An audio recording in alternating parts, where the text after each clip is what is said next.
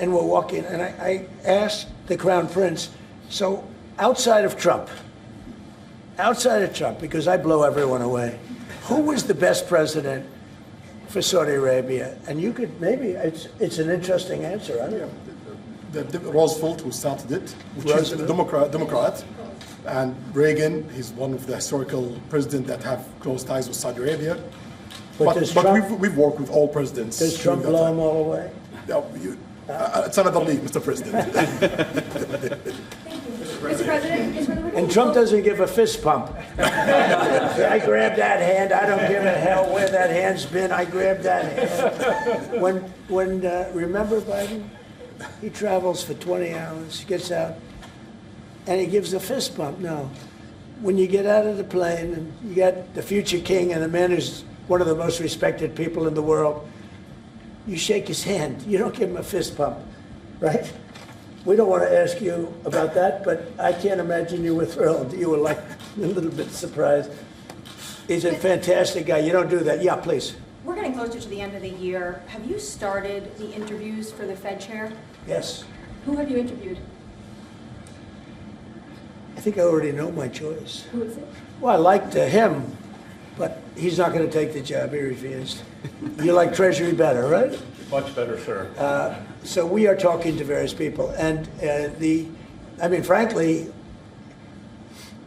I'd love to get the guy currently in there out right now. But people are holding me back. He's done a terrible job, hurting housing a little bit. The truth is, we've been so successful, we've blown past his interest rate stupidity. He's been wrong. That's why I call him too late. He's too late. Jerome Too Late Powell. He was recommended to me by a guy that made a bad choice. And it's too bad. But despite that, it's having very little impact because we have all of these things happening. But it has an impact on housing to a certain extent. He's a fool. He's a stupid man. But we have some very good people. Yes, sir. You'll be sitting down with them in the near future, and we have some surprising names, and we have some standard names that everybody's talking about. And we may go the standard way. It's nice to every once in a while go politically correct. But we have some great names. Steve, please. Have you talked to President Maduro of Venezuela yet? Are you still open to that? He wants to talk. Yes, sir. Yeah, I'm open to talk. I talk to everybody. But no, he wants to. They treated us very badly. They sent all of their prison population into the United States, and we're getting them out rapidly. But he sent all of his, and he sends drugs into the United States and other things. No, he treated us badly. He was dealing with a bad president, and he was able to get away. We have now, I think we have the strongest borders anywhere in the world. Nobody's coming in unless they come in legally. We're taking very weak borders where millions of people came in. For the last 6 months, I don't do these reports. They say 0 people have been able to come in. Is that pretty good? Mr. President, why wait for Congress to release the Epstein files? Why not just do it now? It's not the question that I mind, it's your attitude. I think you are a terrible reporter. It's the way you ask these questions. You start off with a man who's highly respected, asking him a horrible, insubordinate, and just a terrible question. And you could even ask that same exact question nicely. You're all psyched up. Somebody psychs you over at ABC. They're going to psych it. You're a terrible person and a terrible reporter. As far as the Epstein files is, I have nothing to do with Jeffrey Epstein. I threw him out of my club many years ago because I thought he was a sick pervert. But I guess I turned out to be right. But you know who does have? Bill Clinton, Larry Summers, who ran Harvard, was with him every single night, every single weekend. They lived together. They went to his island many times. I never did. Andrew Weissman, I hear. All these guys were friends of his. You don't even talk about those people. You just keep going on the Epstein files. And what the Epstein is a Democrat hoax to try and get me not to be able to talk about the $21 trillion that I talked about today. It's a hoax. Now, I just got a little report, and I put it in my pocket, of all the money that he's given to Democrats. He gave me none, 0, no money to me. but he gave money to Democrats. And people are wise to your hoax. And ABC's is, your company, your crappy company, is one of the perpetrators. And I'll tell you something. I'll tell you something. So why not just sign it out? I think the license should be taken away from ABC because your news is so fake and it's so wrong. And we have a great commissioner, the chairman, who should look at that, because I think when you come in and when you're 97% negative to Trump and then Trump wins the election in a landslide, that means obviously your news is not credible and you're not credible as a reporter. So I've answered your question. You should go and look at the Democrats who received money from Epstein, who spent their time. Larry Summers was with him all the time. That creep, the fund guy, was with him all the time. What's his name? Who? Reid Hoffman. I don't know Reid Hoffman, but I know he spends a lot of money on the radical left. Reid Hoffman, in my opinion, should be under investigation. He's a sleazebag. And those are the people, but they don't get any press, they don't get any news, and you're not after the radical left because you're a radical left network. But I think the way you ask a question with the anger and the meanness is terrible. You ought to go back and learn how to be a reporter. No more questions from you. Who else has a question? Prince, very quickly, I want to ask you, how much money is Saudi Arabia giving for Gaza reconstruction? We are in discussion about that. Still, there is no amount being It'll be a lot. named, but we will definitely help. Yeah, he's going to, it's very important to him.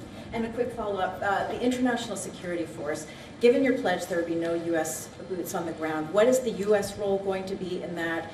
And how do you sort of ratify the allegations that this could undermine Palestinian sovereignty and even the path to statehood? Look, I think we're going to get along great with the Palestinians, and we know their leadership. We just had a very, you hate to say war, but it was a war.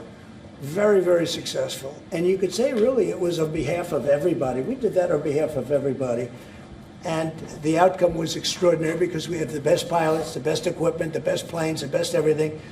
And Israel bought the best equipment. They bought it from us. Everything's from us. It all starts here. This office, I was talking to the Crown Prince a little while. You walk into this office, for somebody from the outside, the Oval Office, it's the most powerful place in the world. You're standing right now in the most powerful place in the world. And no matter how big you are, these are the biggest people, the richest people. They walk into this office. It's special, isn't it? Look at him. He's so happy to be here. But you walk into this office. It's the Oval Office. And we've done a lot of good with this office. I've stopped actually 8 wars. I appreciated your question before. But I've actually stopped 8 wars. I have another one to go with Putin. I'm a little surprised at Putin. It's taken longer than I thought. But we stopped India and Pakistan. I could go through the list. You know the list better than I do. I'm very proud. And I stopped one that was almost ready to start again. You know, there was one that was ready to start. And they're doing very well. So it all took place right here in the Oval Office, whether by telephone or whether by they came in. Many of these leaders have come in, and you know they signed their peace deals right here in the Oval Office. So no matter if it's the biggest business people in the world or the greatest leaders in the world, the biggest leaders in the world, like the gentleman on my right, everybody walks into the Oval Office and they say, wow. And now, by the way, the Oval Office is in the kind of condition that it should be in. Whether you look at the walk or the marble floors or anything down the road, we're fixing the White House. We're building one of the greatest ballrooms ever to be built. You know, we have an event tonight, and we're going to have about 118 people because we have a very small room. For 150 years, they've wanted a ballroom, and now you're going to get a great ballroom. And I have to say, I probably made a lot of enemies because in your honor, we're having a dinner tonight, a beautiful dinner tonight, and we have a very small room, right? It's called the East Room, and it's beautiful, it's lovely, but it's like for a little cocktail before you go into a ballroom. It's a very small room. They've wanted a new ballroom for 150 years. We could have sold the big ballroom out 3 times in honor of this gentleman. So I made a lot of enemies because I have a lot of people that are invited tonight or are unable to come because of the size constraint. But you know what we'll do before I leave office? We'll have another dinner because we'll have it ready long before I leave office, and it's going to be beautiful.